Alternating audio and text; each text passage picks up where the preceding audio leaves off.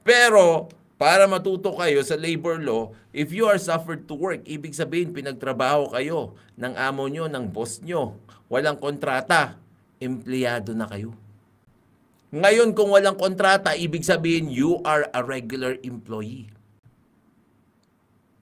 Yun ang pagpapalagay ng batas. Kasi isipin nyo ito, kung lumapit sa inyo yung boyfriend nyo, o yung nanliligaw sa inyo, tapos sinabing, I love you. Okay? Tapos mamaya, naging kayo na. Tapos, sasabihin nakita na meron pala siyang iba pang boyfriend o kaya girlfriend, sasabihin niya sa'yo, wala naman tayong papel. Anong ebidensya mo na sinabi kong I love you sa'yo?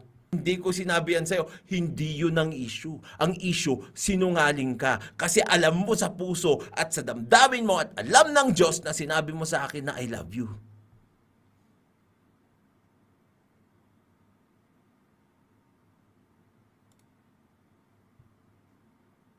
Diba? That is the issue here.